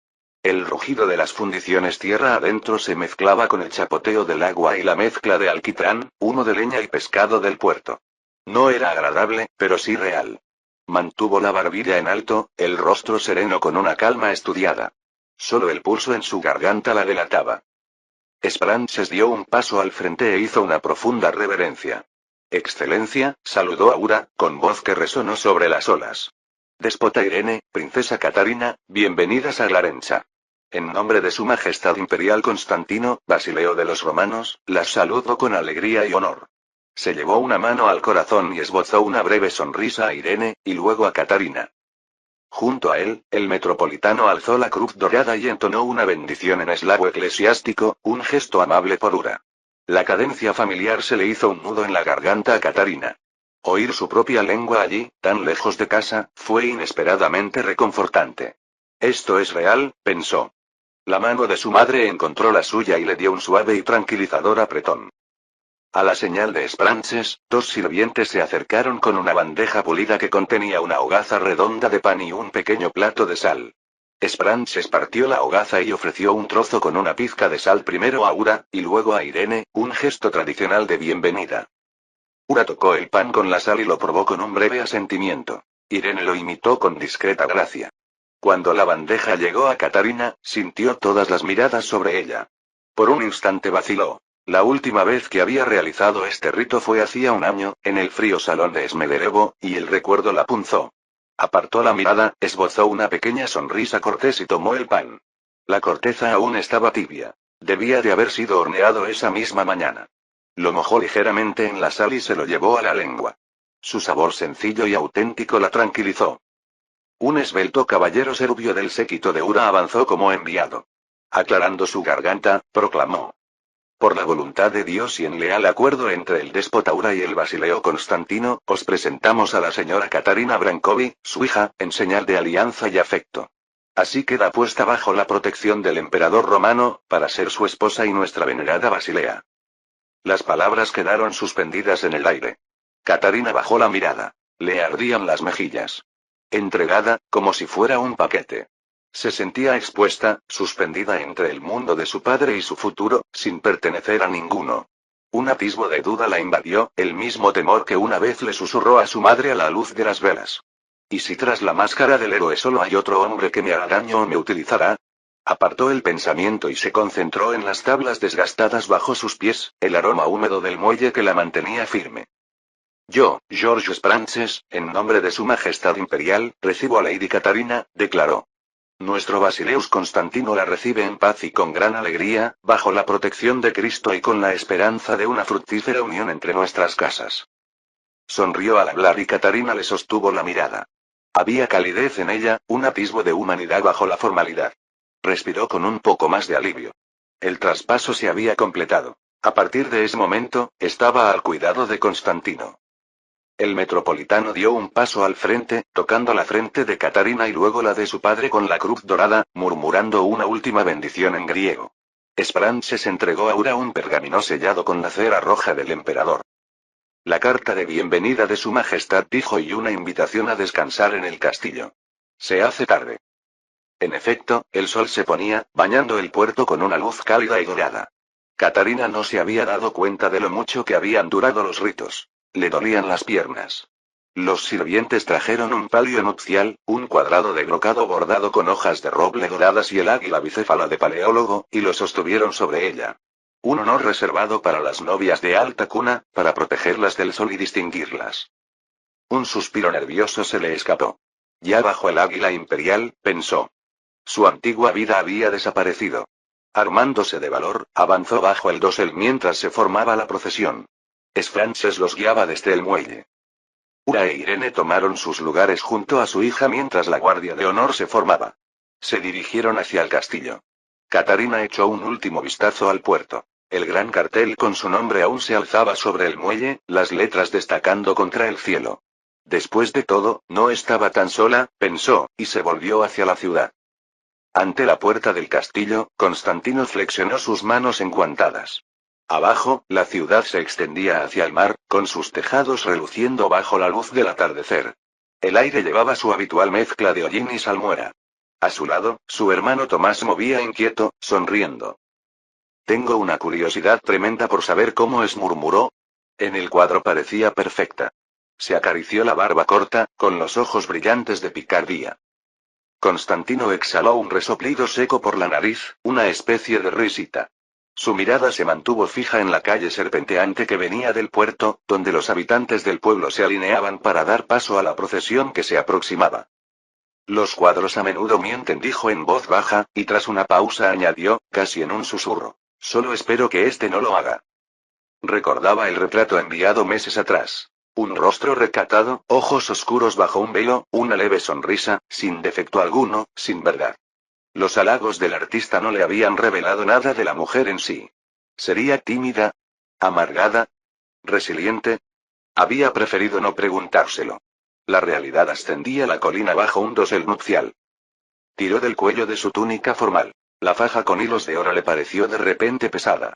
He afrontado batallas, asesinos, incluso, el tiempo mismo, pensó, pero esto, una gota de sudor le resbaló por la sien. Se la secó. Tomás le dio un codazo con una sonrisa. ¿Nervioso, hermano mayor? Constantino esbozó una leve sonrisa. Prefiero la concentración. Nervios era poco para describir lo que sentía.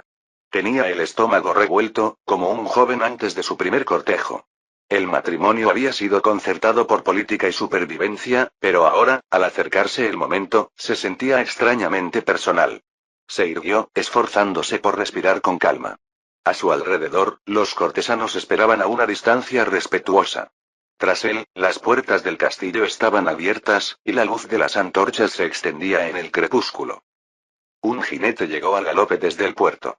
«Ya vienen, Basileus», gritó el guardia, sin aliento y sonriendo. Constantino asintió. A su lado, Tomás se alisó el cabello como un muchacho antes de una presentación. Constantino sonrió.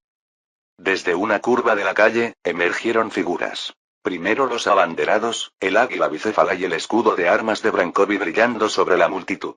Los habitantes del pueblo estiraron el cuello al divisar la procesión nupcial.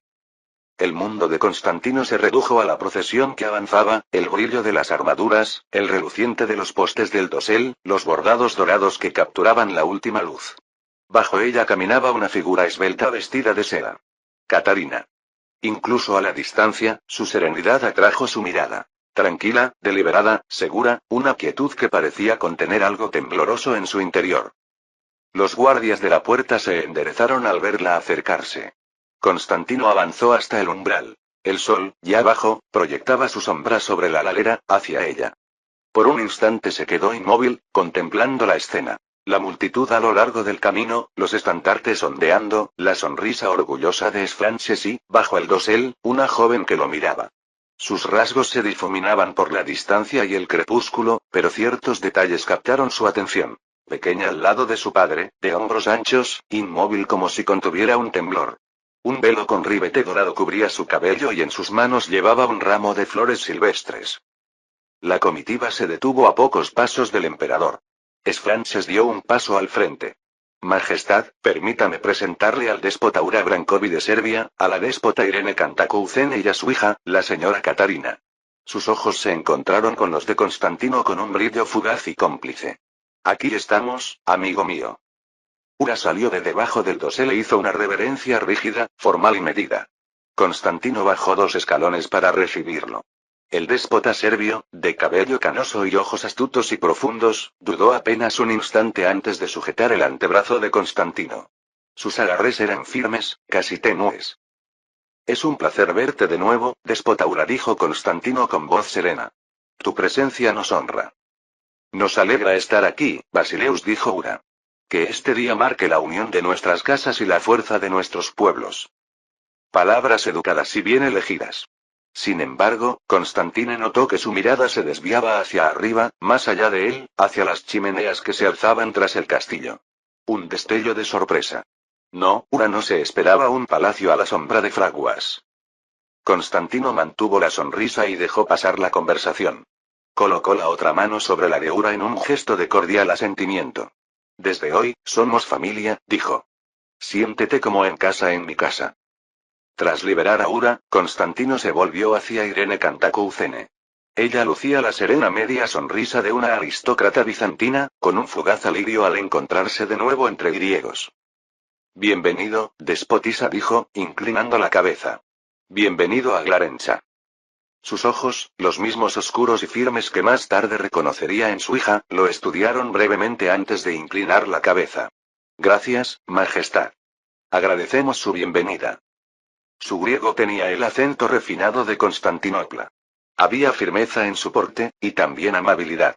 Al menos ella parecía sentirse a gusto con lo que veía. Por fin, Constantino se encontró cara a cara con Catarina. Durante un instante se limitó a observarla, asimilando su primera impresión. Estaba de pie bajo el dosel, con las manos entrelazadas alrededor del pequeño manojo de flores silvestres. Más joven de lo que él había imaginado, en la transición entre la niñez y la adultez, con un rostro de rasgos delicados que aún conservaba la suavidad de la juventud. Su belleza era más serena que la perfección del retrato. Una frente suave, nariz recta, labios apretados con compostura pero llenos de vida. Hermosa, solemne y conmovedoramente humana. Sus ojos lo escrutaron. Grandes, de pestañas oscuras, fijos en los suyos, ni tímidos ni osados, sino inquisitivos. Asombro, temor y un estudio minucioso, todo a la vez. Un repentino impulso de protegerla surgió en él. Es tan joven, pensó. Debo parecerle un anciano. Se dio cuenta tardíamente de que seguía mirando fijamente, sin decir palabra. Constantino dio un paso al frente y le ofreció a Catalina una amable sonrisa. Ella bajó la mirada e hizo una profunda reverencia, elegante, aunque con un ligero temblor. Acortó la distancia, tomó una copa de plata de un sirviente y se la ofreció. Mi señora, dijo suavemente, después de su largo viaje, por favor, tome agua. Su tono era cálido, dirigido solo a ella. No era costumbre que un emperador sirviera, pero deseaba tranquilizarla. A través del velo, sus ojos se alzaron con una fugaz sorpresa antes de aceptar la copa. Sus dedos rozaron los de él, fríos y finos. Bebió un sorbo. Una gota de agua se le quedó en el labio. Constantino le ofreció un pañuelo de la manga. Ella se sonrojó y se lo secó con un pañuelo. Gracias, Majestad, susurró ella. Su voz era más suave de lo que él había imaginado, con un ligero acento griego. Cuando le devolvió la copa, Constantino se inclinó sobre su mano y la besó suavemente. Tenía los nudillos tensos, pero no se apartó. Bienvenida, princesa, dijo en voz baja, solo para que ella y su madre lo oyeran. Bienvenida a Glarencha y a tu nuevo hogar. Catarina entreabrió los labios como para responder, y luego solo encontró su mirada. Lo que él vio fue alivio, silencioso, sincero. Una leve sonrisa se dibujó en sus labios, fugaz pero real. La ceremonia continuó. Constantino le ofreció el brazo. Tras un instante de vacilación, ella colocó su mano suavemente en el hueco de su codo. Juntos pasaron bajo la verja hacia el patio.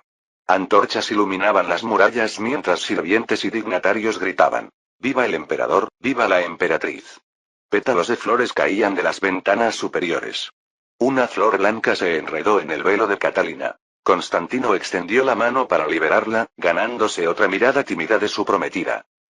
El castillo vibraba con la celebración, pero sus pensamientos ya iban más allá. Se comporta con entereza, reflexionó. Ritmo valiente, sin lágrimas. Hay fortaleza en ella.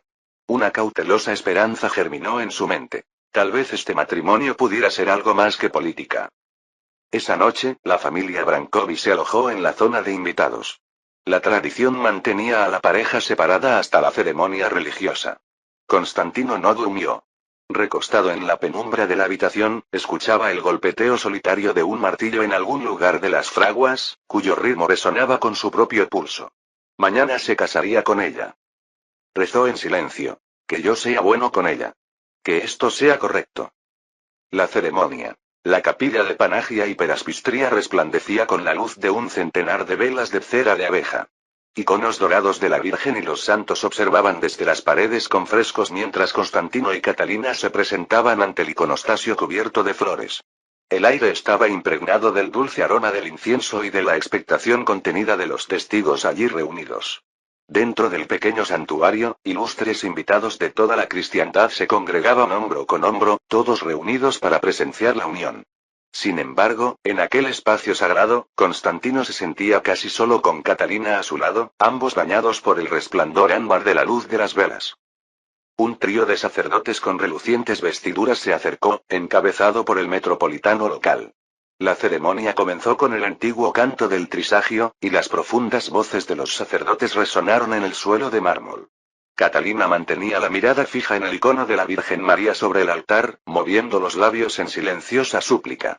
Constantino escuchaba las sonoras plegarias y observaba de reojo el rostro de Catalina, sereno pero pálido.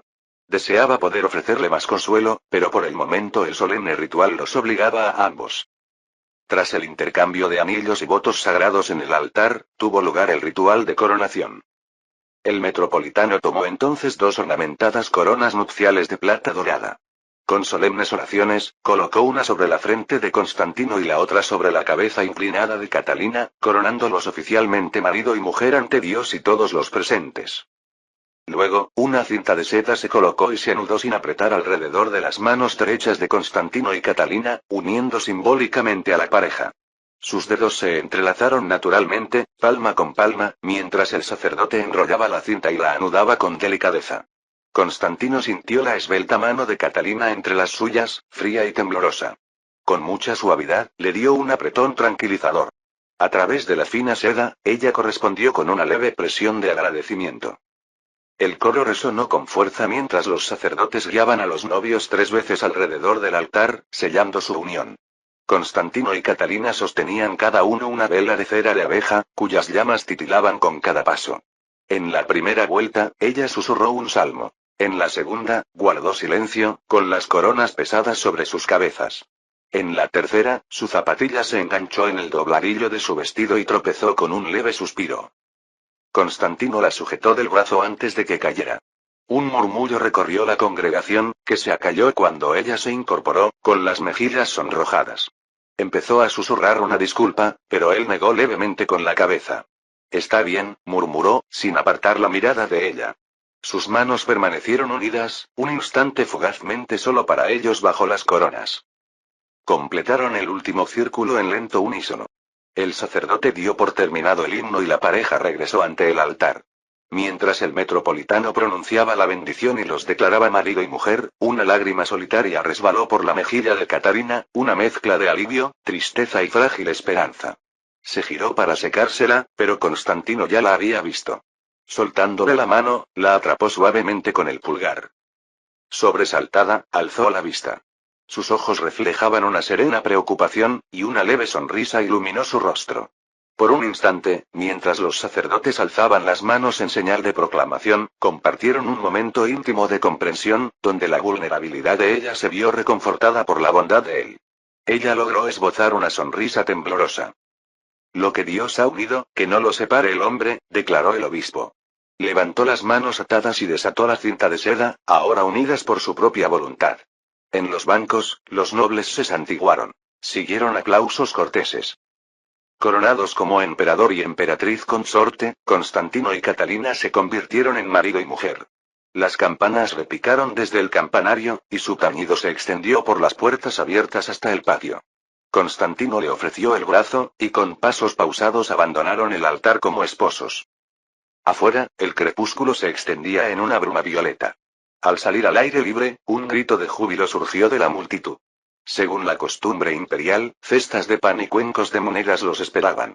Constantino y Catalina se detuvieron en los escalones de la iglesia y luego bajaron para compartirlos con la multitud. Él le entregó una hogaza a un anciano. Ella le ofreció otra a una niña. A su señal, lanzaron puñados de monedas al aire. Los vítores resonaron mientras la plata se esparcía entre las manos extendidas. ¡Viva el emperador, viva la emperatriz! Clamaban voces en griego, serbio y latín. El banquete de bodas. Cuando cayó la noche, el banquete nupcial llenó el gran salón de música y risas. Los novios imperiales, sentados juntos en el estrado principal bajo la luz de cientos de velas, lucían sencillas diademas doradas en lugar de sus pesadas coronas. Alrededor de ellos, en la mesa principal, se congregaban los invitados más distinguidos y sus familiares, todos disfrutando del banquete y brindando por la salud de los recién casados. El padre de Catarina, Ura, ya tenía las mejillas sonrosadas por el vino. A pesar del espléndido banquete de carnes asadas y frutas confitadas que les esperaba, Constantino y Catalina apenas tenían apetito. La emoción del día los había llenado más que cualquier comida. En lugar de eso, se dedicaron a conversar en voz baja entre el alegre bullicio, dejando poco a poco atrás la rigidez propia de desconocidos. Constantino se acercó a Catalina cuando una carcajada particularmente sonora de Durat ahogó momentáneamente el bullicio. ¿Cómo se encuentra, mi señora?, preguntó con dulzura. ¿Le ha gustado el banquete? Catarina echó un vistazo al bullicioso salón, a los rostros alegres, a las coloridas pinturas en las paredes, a los músicos que tocaban en la galería y, finalmente, a su esposo. Es más espléndido que cualquier cosa que haya visto, respondió con sinceridad. De verdad. Tu gente celebra como si se alegraran por nosotros. Por esta unión. Lo son, le aseguró Constantino. Catarina se sonrojó ante las amables palabras y bajó la mirada con modestia. Me honra, Majestad. Tras una breve pausa, añadió con un tono más dubitativo. Quería decir que el letrero que pintaron en el puerto fue una grata sorpresa. Jamás imaginé ver mi nombre proclamado con tanta solemnidad. Una tímida sonrisa se dibujó en sus labios. Gracias. Me hizo sentir verdaderamente bienvenida. El rostro de Constantino se iluminó de placer. Soltó una risita suave. Me alegro. Quería que la primera impresión de tu nuevo hogar te reconfortara. Puede que los artesanos se quejaran del tamaño de ese cartel, pero yo estaba decidido. Observó cómo su sonrisa se ensanchaba, y la suya también. Verte llegar con una sonrisa valió la pena. Ella le sostuvo la mirada, con los ojos cálidos. En ese intercambio, se sembró otro pequeño ladrillo de confianza entre ellos. Una cuchara tintineó contra una copa, rompiendo el bullicio. Ura Brankovic se había levantado con dificultad, balanceándose al alzar su copa de vino. Tenía las mejillas sonrojadas y la voz ronca por la bebida. La conversación se apagó cuando los invitados cercanos notaron que el déspota serbio se había puesto de pie. Constantino y Catalina se volvieron hacia él. Ella apretó la copa con fuerza. Conocía ese brillo en los ojos de su padre. Amigos míos. Bramó Ura con una amplia sonrisa. Nobles aliados, amables anfitriones, sus majestades. Asintió con vehemencia a Constantino y Catalina. El vino se derramó cerca del borde de su copa. Esta noche, nuestras dos familias, nuestras dos naciones, están unidas por la sangre. Brindemos por ello. Un grito de júbilo resonó en el salón, y las copas se alzaron por toda la sala. Catalina forzó una sonrisa y levantó su copa junto con Constantino, esperando que eso bastara. Pero Ura solo estaba ganando impulso. Y, prosiguió, animado por los aplausos iniciales, brindemos también por la promesa que trae este matrimonio, la promesa de que juntos haremos la guerra a todo aquel que nos amenace. Unos cuantos jadeos se mezclaron con risitas nerviosas. Ura prosiguió, sin inmutarse. Por Dios, los turcos y cualquiera que se atreva a perturbar nuestras tierras pronto aprenderán que nuestros reinos están unidos. Que tiemblen nuestros enemigos y que nuestras espadas estén afiladas. Por las victorias futuras que alcanzaremos juntos. Alzó su copa, con el brazo temblando de fervor. Por un instante, silencio. La reina Irene cerró los ojos, como rezando para que el techo del salón no se derrumbara por la impropiedad. Entonces, Tomás Paleólogo exclamó con vehemencia. Oíd, oíd. Y varios caballeros y oficiales se unieron a él, golpeando sus copas en señal de aprobación. El salón, con cautela, siguió el murmullo de vítores. Los sirvientes se apresuraron a rellenar las copas mientras Ura apuraba la suya de un trago triunfal y volvía a sentarse pesadamente. Constantino mantuvo la sonrisa, aunque la mandíbula se le tensó. Bajo la mesa, encontró la mano de Catalina y la apretó suavemente. Sus dedos estaban fríos. Ella mantuvo la compostura, con la mirada baja y las mejillas sonrojadas por la preocupación y la vergüenza. Sabía que su padre no tenía malas intenciones. Aquella era su peculiar forma de bendecirla. Constantino se acercó a ella, con voz baja, como si solo ella lo oyera. Ánimo, murmuró. Esta noche no habrá batalla. Había un dejo de humor seco en su tono que hizo que Catarina lo mirara a pesar de sí misma. Sonreía con dulzura, con calma y serenidad. Afrontaremos lo que venga, cuando venga. Hasta entonces, disfrutemos de esta noche. Fin del capítulo 55.